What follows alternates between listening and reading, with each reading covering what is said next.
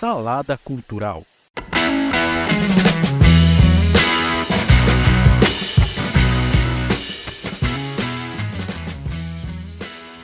Olá, meu nome é Márcio Andrade e este é o Salada Cultural, podcast que aborda tudo que envolve cultura, seja cinema, TV, música, literatura, quadrinhos ou a mistura disso tudo. Aqui eu conto histórias e curiosidades que talvez você já ouviu, mas não custa reforçar. Seja muito bem-vinda e muito bem-vindo para mais uma edição.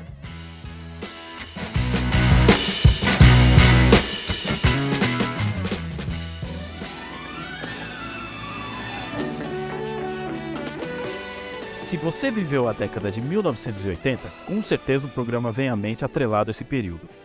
Os Trapalhões. O grupo formado por Renato Aragão, Dedé Santana, Mussum e Zacarias era um sinônimo de sucesso tanto na TV, onde protagonizavam a atração dominical líder de audiência da TV Globo, quanto no cinema, com recordes de bilheteria a cada filme lançado no período de férias, em uma média de 2 longas-metragens por ano, algo impossível de se fazer hoje em dia, ainda mais se tratando de cinema nacional. Porém, a segunda metade do ano de 1983 foi bastante traumática, não só para o quarteto, mas também para seus fãs. Em agosto daquele ano, o grupo anunciava a separação, por motivos financeiros. Renato Aragão ficou de um lado do divórcio, e Dedé, Mussum e Zacarias do outro. Mágoas, troca de ofensas, concorrência no cinema, prejuízo de ambos os lados e muito diz que me diz fez parte dos 6 meses dessa separação, que de certa forma terminou com um final feliz, em que houve a reconciliação. No programa de hoje, eu conto como foi todo esse imbróglio. Como diria Didi Mocó, aguarde e confie. Salada Cultural.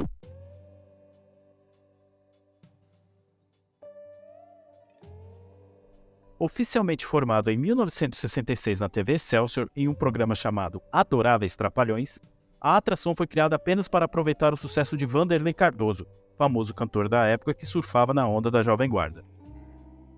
Junto com Wanderley, o grupo tinha o então pouco conhecido comediante Renato Aragão, o ator e cantor Yvon Cury e o lutador de luta livre Ted Boy Marino. Depois foram incluídos na trupe Dedé Santana, Roberto Guilherme, hoje mais conhecido como Sargento Pincel, e a cantora Vanusa. Esse programa durou até 1968.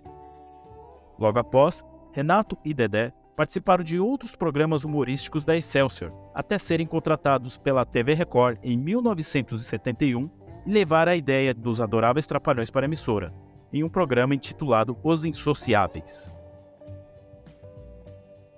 Inicialmente de curta duração na programação da emissora, alcançou sucesso e se tornou um humorístico de 2 horas, quando Dedé Santana trouxe Mussum, vindo do grupo Os Originais do Samba, para compor o grupo. Enquanto faziam sucesso na TV, Renato Aragão e Dedé Santana também arriscavam protagonizar filmes no cinema, alguns como dupla, outros em separado, mas muitos deles alcançando grande bilheteria, como foi o caso de Robin Hood, o Trapalhão da Floresta e o Trapalhão na Ilha do Tesouro.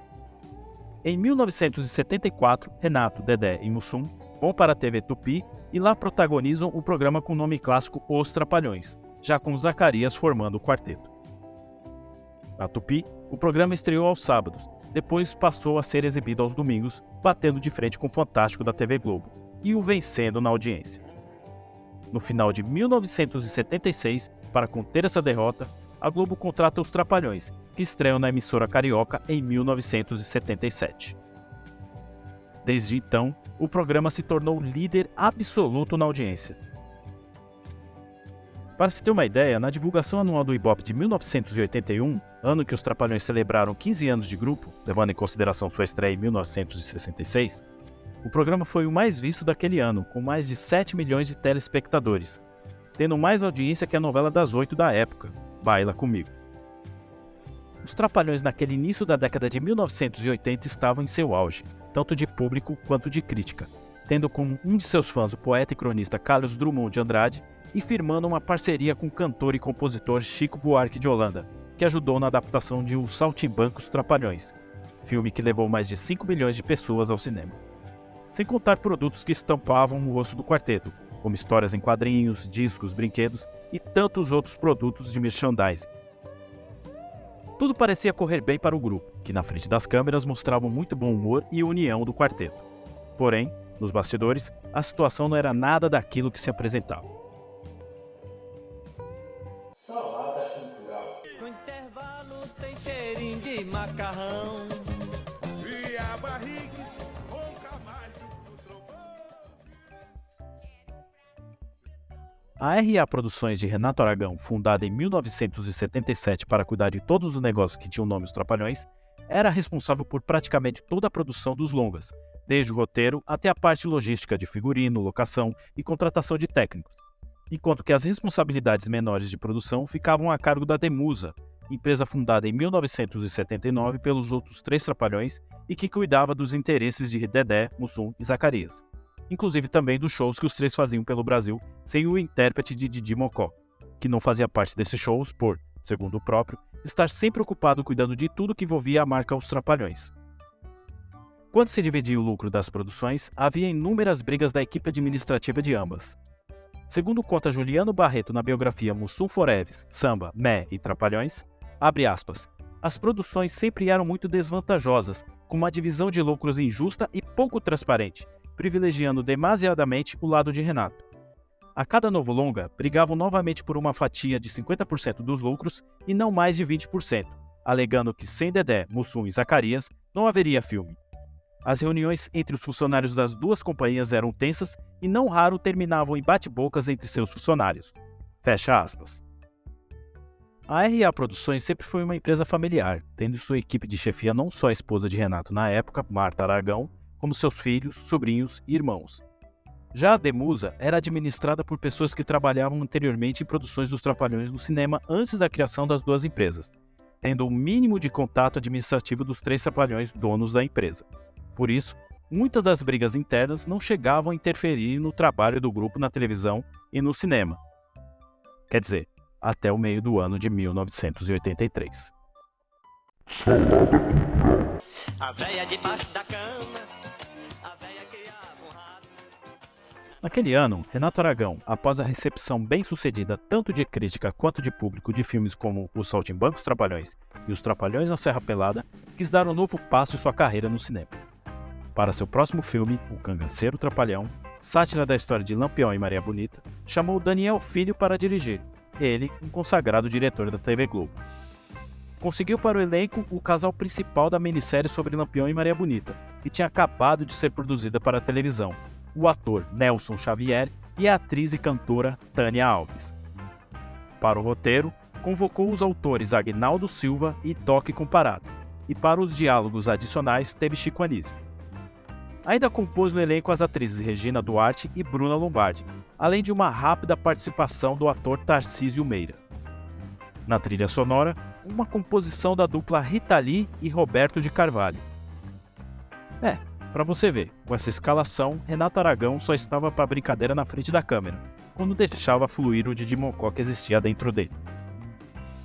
Aí você se pergunta, e nessa produção, que sobrou para os outros 3 Trapalhões? Para Dedé, Mussum e Zacarias ficaram reservados personagens menores, que pouco ou praticamente nada influenciaram para a história que estava sendo contada.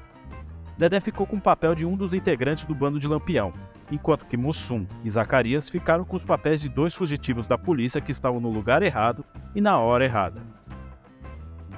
A estreia do longa aconteceu em junho de 1983, levando mais de 3 milhões de espectadores e provando que a aposta de Renato deu o resultado.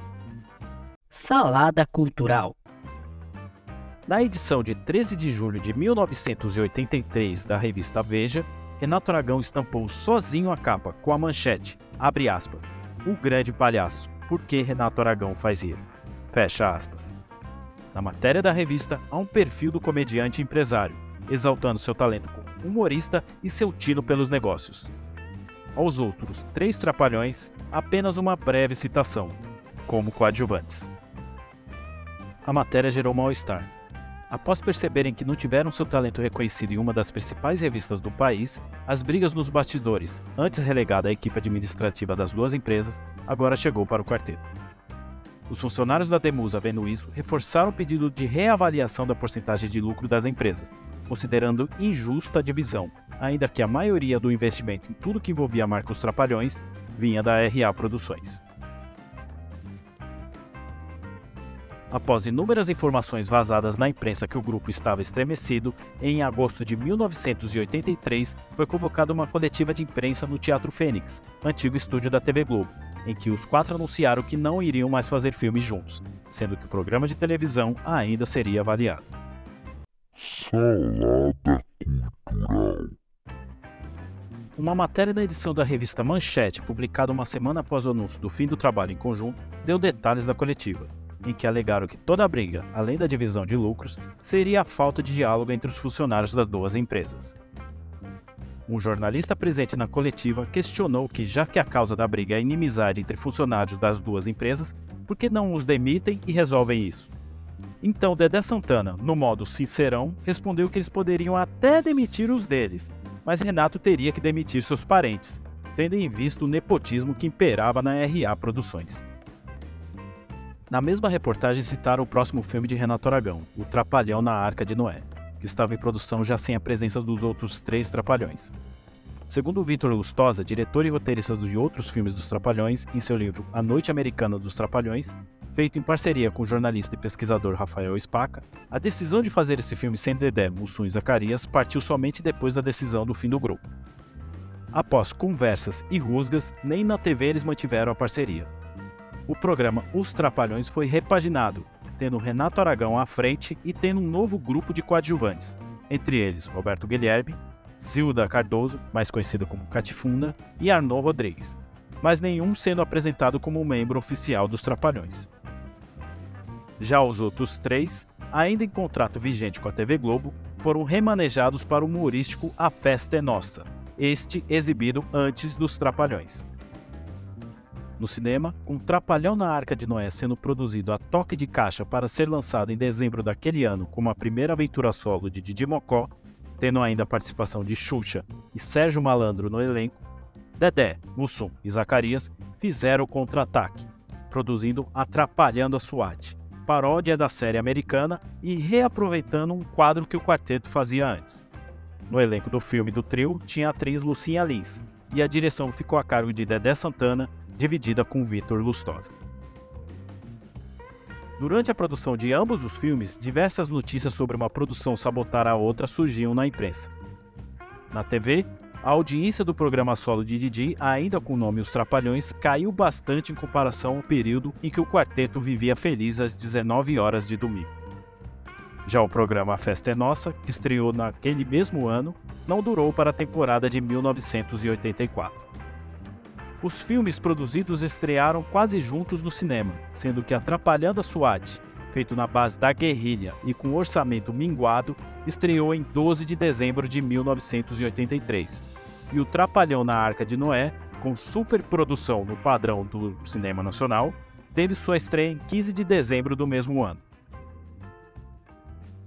Aqui vale dizer que quando os filmes dos Trapalhões estavam em cartaz, sua menor bilheteria chegava na casa dos 3 milhões de espectadores. Com a separação, o filme de Dedé, Mussum e Zacarias bateu pouco mais de 1 milhão de espectadores, enquanto que a empreitada de Renato Aragão fez mais de 2 milhões. Em comparação aos números anteriores, ambos fracassaram, sendo que o trio estava em uma situação pior, porque a Demusa se atolou em dívidas para que seu filme fosse feito em tempo recorde para concorrer com seu antigo colega de Trapalhadas. Salada cultural.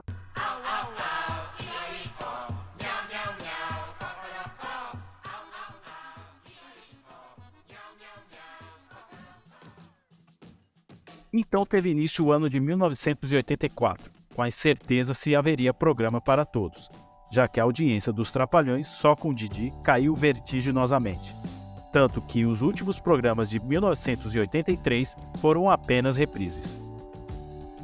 Dedé, Mussum e Zacarias estavam próximos de finalizar o contrato deles com a TV Globo e sendo sondados pelo SBT, mas seus credores continuavam batendo a porta, sendo obrigados a fazerem shows em circos e ginásios usando o nome de Os Trapalhaços, já que juridicamente não podiam usar o nome Os Trapalhões, nome que pertencia a Renato Aragão. O fiel público do quarteto enchia a central de atendimento ao telespectador da TV Globo com telefones insatisfeitos e cartas implorando a volta dos comediantes. Alguma coisa teria que ser feita, e isso foi uma missão para Beto Carreiro.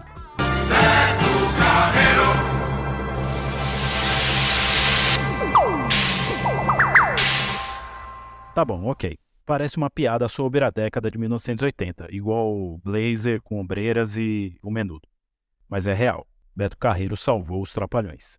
Salada cultural. Beto Carreiro, ou João Batista Sérgio Murad, seu nome verdadeiro, também era empresário de sucesso e publicitário, que naquela primeira metade da década de 1980 era muito mais conhecido como empresário publicitário do que como cowboy brasileiro. João Murad era responsável pelos anunciantes dos Trapalhões, além de promoções que faziam no programa entre uma atrapalhada e outra. Sua gestão publicitária em parceria com Renato Aragão e a TV Globo ajudou a criar popularidade a diversos produtos que eram anunciados nos intervalos do programa Os Trapalhões, como o Biotônico Fotora, a bicicleta Calói e o leite de aveia da Vé. Vendo que o programa ia ser cancelado a qualquer momento e a possibilidade de perder parcerias milionárias, fez Beto Carreiro correr contra o tempo. Não com seu cavalo branco, mas com sua lábia.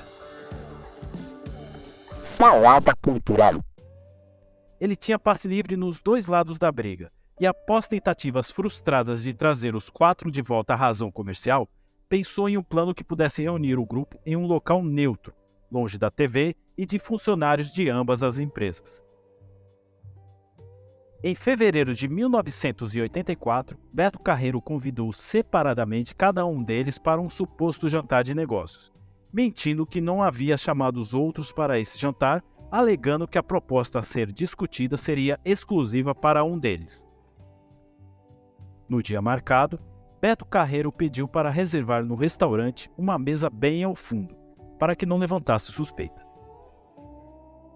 Na medida que iam chegando, os garçons, também instruídos pelo Beto Carreiro, deixavam eles em uma distância considerável para que não possam ser vistos uns pelos outros, alegando que o Beto estava atrasado e pedindo para aguardar, até que todos estivessem no restaurante.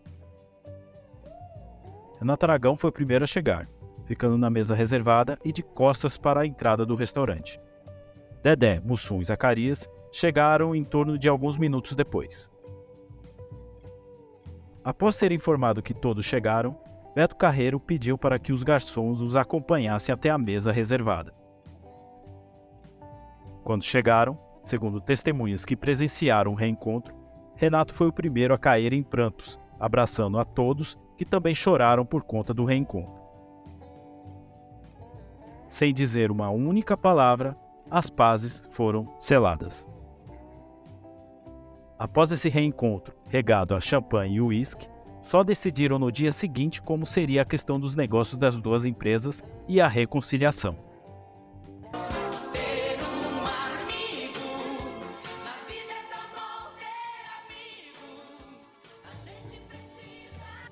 A Demusa teria uma porcentagem mais favorável dos lucros, levando em consideração que agora eles entendiam melhor o quanto custava cuidar da produção de um filme. Dedé Santana passou para a direção dos filmes, visto o bom trabalho que fez no longa Atrapalhando SWAT, algo que ele já ensaiava antes da separação e não tinha oportunidade. Quanto a divulgações relacionadas à TV e outras produções, decidiram que deveria ser feita pelos quatro, para não criar novamente o mal-estar gerado pelo episódio da revista Veja.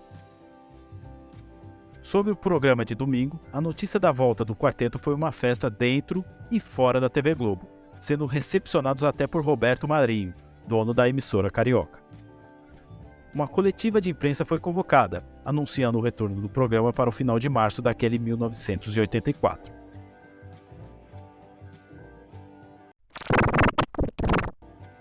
O programa de estreia contou com uma introdução de Chico Anísio, que contava a história do quarteto para 4 crianças, entre elas Simone, que na época apresentava o Balão Mágico. Na sequência, eles apareceram, sendo aplaudidos pela plateia presente. Durante todo aquele ano, os Trapalhões recuperaram a audiência do programa, e dando espaço inclusive para piadas sobre a separação que durou 6 meses. Eu vou te ensinar, você vem, fala pra mim, fala de amor, diz que gosta de mim, que me ama, diz qualquer coisa, mas diz, fala em amor, paixão. Tesouro. Tesouro, Tesouro do meu coração. Isso. Eu gosto de você. Ah, não diga. Eu te amo com todo o meu coração. Ah, não faz, Didi. Eu não sei como eu pude passar esses 6 meses longe de você, amor. Apesar das notícias em revistas de fofoca de que as brigas entre os quatro ainda continuavam, o quarteto só deixou de ser quarteto em 1990, quando o Mauro Gonçalves, o Zacarias, faleceu. De trio, passaram a ser dupla quando Mussum morreu em 1994. Depois, houve a iminente separação e o fim dos Trapalhões, deixando na memória afetiva tudo o que fizeram, até quando se separaram.